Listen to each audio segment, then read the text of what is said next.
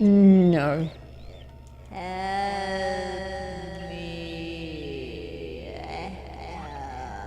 It's Angel. It's the angel.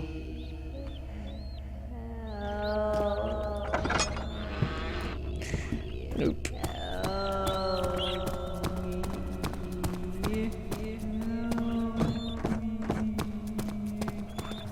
I'm going to the doctor. Maybe the doctor's got something he can help you with.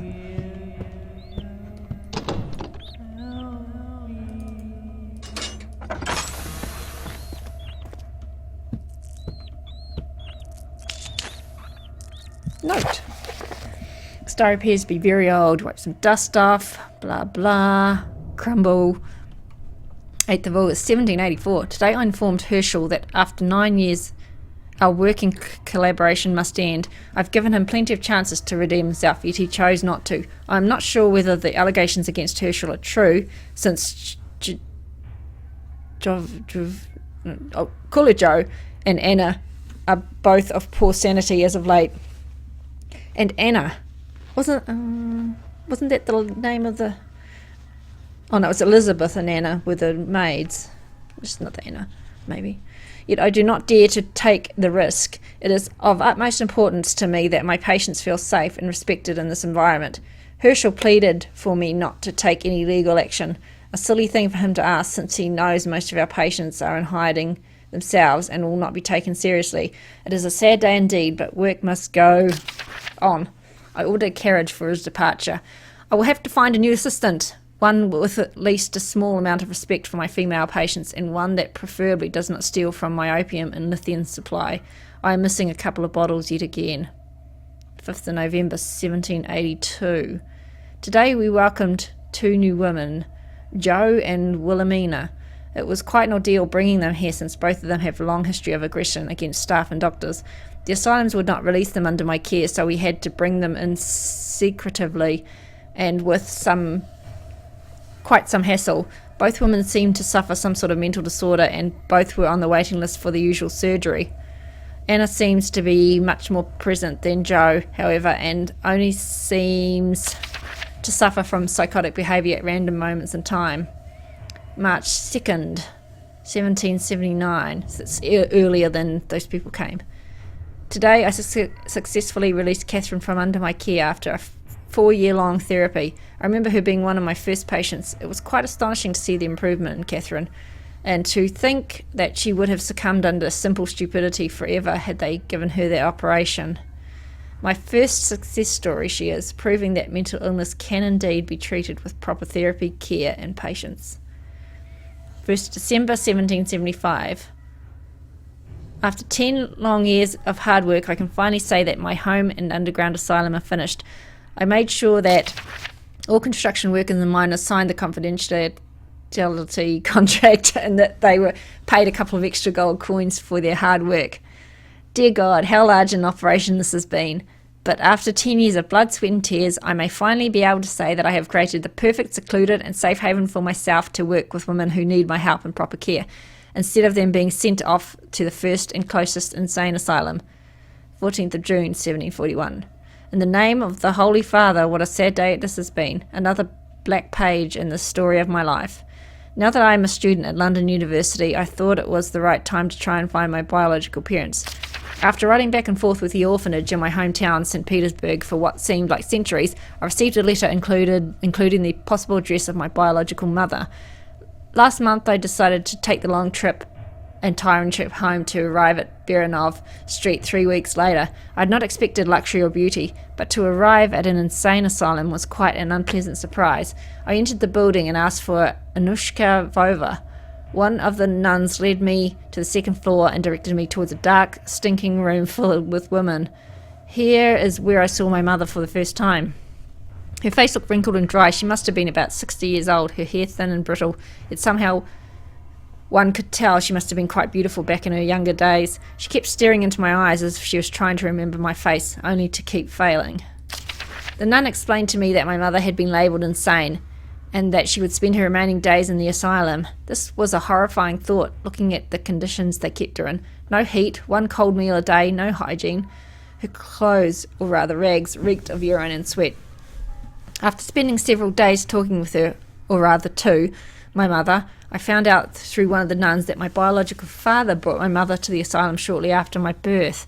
Saying goes he would regularly hit her and sexually abuse her.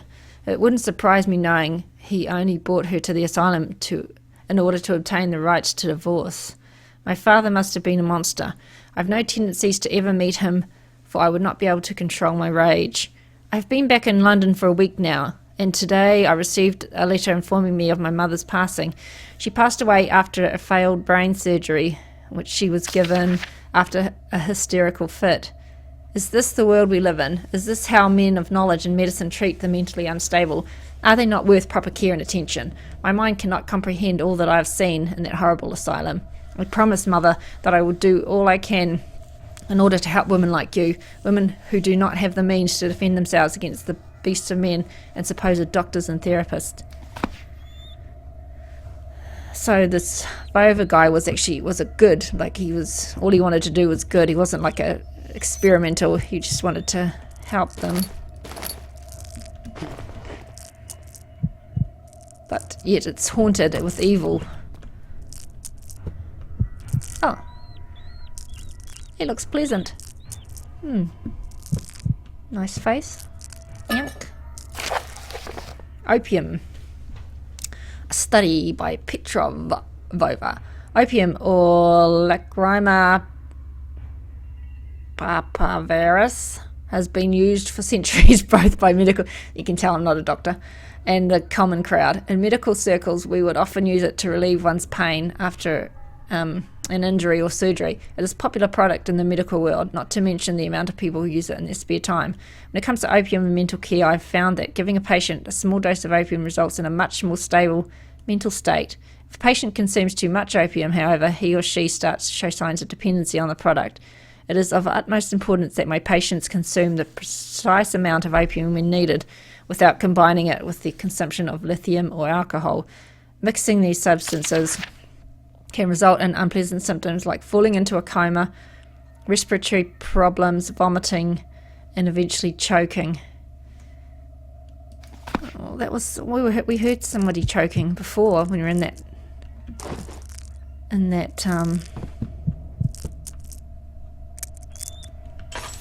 oh, hang on, fill it with oil first. That door wasn't open before.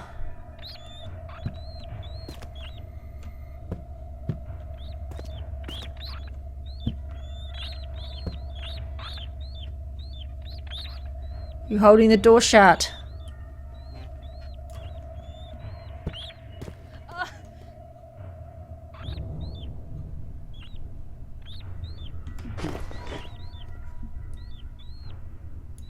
He's got lots of opium.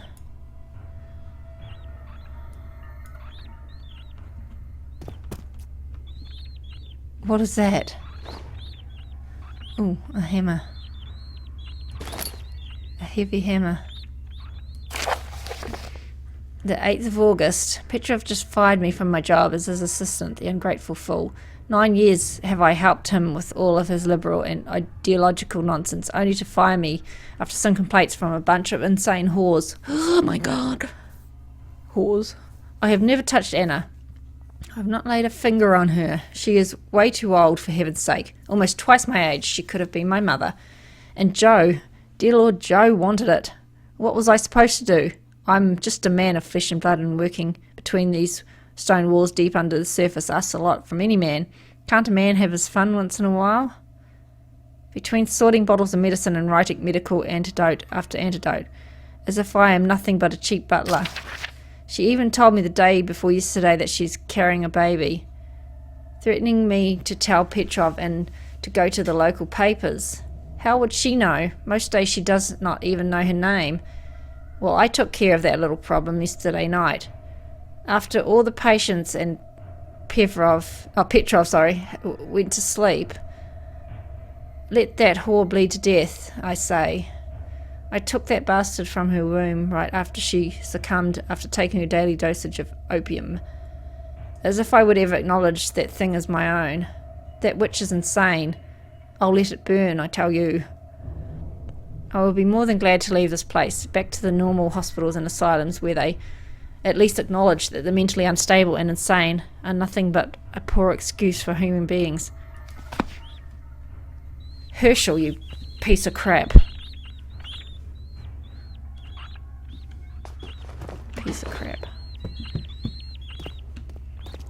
So it was this guy, not Petrov, but this Johnson guy making it evil. He's the evil one. We had this door, didn't we? This door needed smashing open.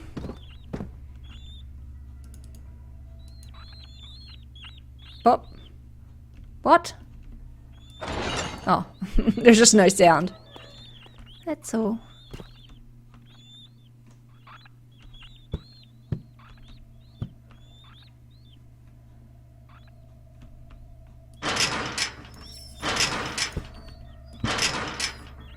No, it's locked.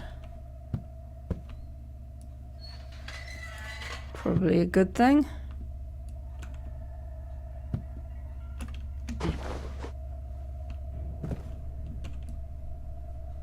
I can't move the bed any more than that.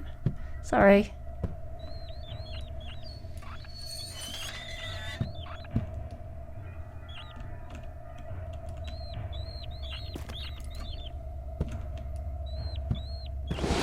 Oh!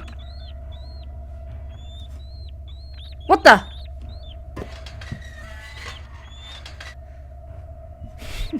Jesus. Oh wow, look.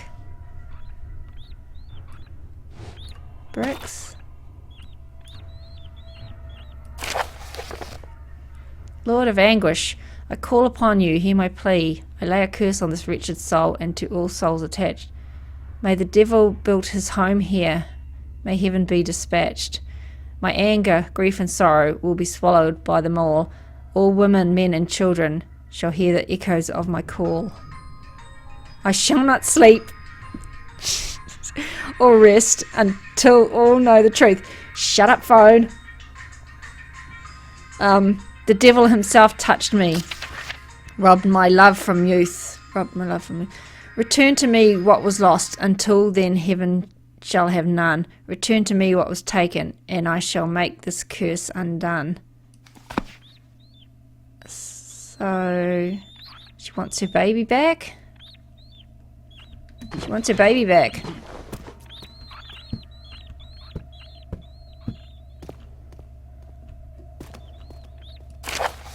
Patient files. Name Anna Smith.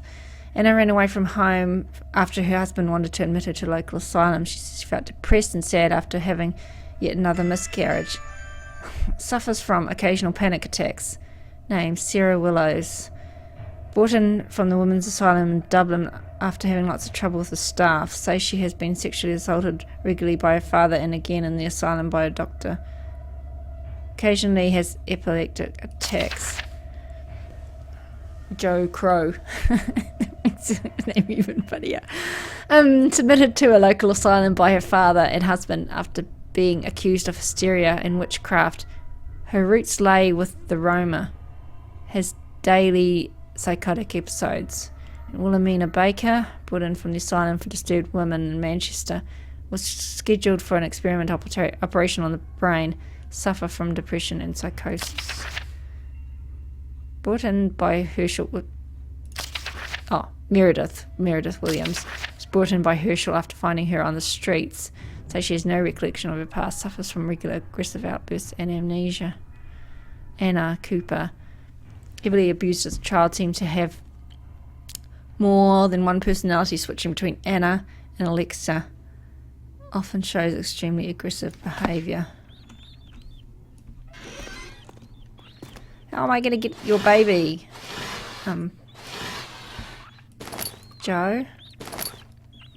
I don't know where it is, where they buried him. That's really sad. But she's the one who cursed them. That's why it's evil. She's still here. Okay, well, we're going to have to move this bit too. We can... Oh, no. Switch. through here. No, he hasn't got one. And it's definitely locked.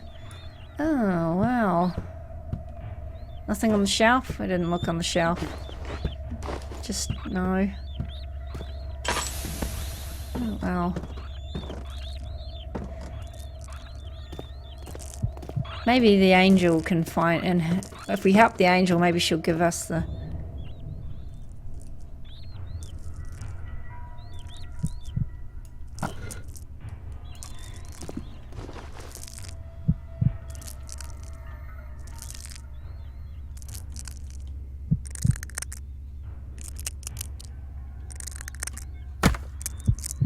I thought it might have been the baby skull or something, but that would have been pretty cool.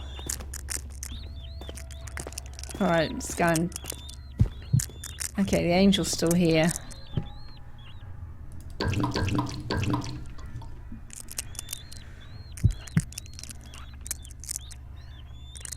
Can we get up past her? Oh, we'll try and get up past her. Just because...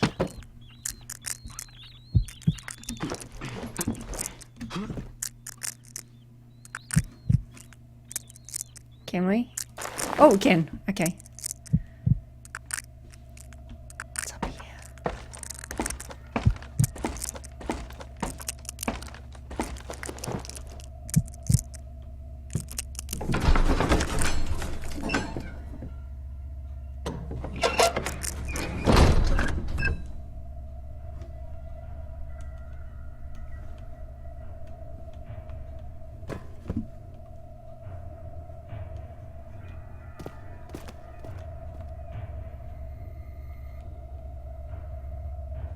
Is that Emily? She's the angel.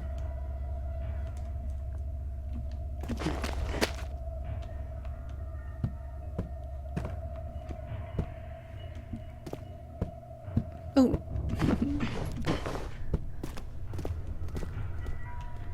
This was my first time creating any type of mod. It was quite a short story, but I've put quite some time and effort into it. You can tell it was really good. Did everything to be just right. It does show. It certainly does. Are you Laura? It's pretty. I hope you enjoyed this custom story. Thank you for playing. Oh, you're welcome. It was very... It was good. It was good. It was good. I started watching Amnesia playthrough several years ago. I've been subscribed to a couple of Let's Play YouTube channels ever since, and I love playthroughs of horror games in particular. I decided to create my own story with limited resources. I wanted to see what I could create myself. Well, this is like the best custom story I've ever played or seen, or yeah, it's really good. I'm a loyal subscriber to Red Wolf, Markiplier, and Gopher, and Bunny NZ. Subscribe to Bunny NZ. Woo! Bunny NZ plays. That's me. Cool. Can we go back down here? No. I want to see if I can find the thing. Click the door to find out how Helena's story ends and to go to the credits. Okay. After the escape, okay, we escaped. She walked for days until she arrived at a small village. Here she took a carriage home. After arriving in London, she told her fiancé Peter and the authorities about everything she'd witnessed in Vova Manor. Search parties then travelled to the manor to make sure that all who lost their lives there would receive proper burial. Petrov has been given a post-mortem psychology award. His remains transported where they buried him next to his late mother. Serves as a hotel and museum. Written by Laura M. Created by Laura M. Music... Special thanks to Frictional Games. Well, Laura, that was such a cool game. That was excellent.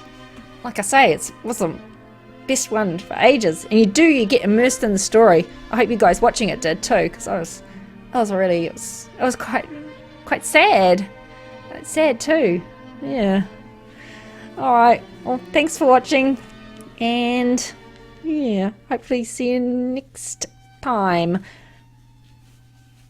The end.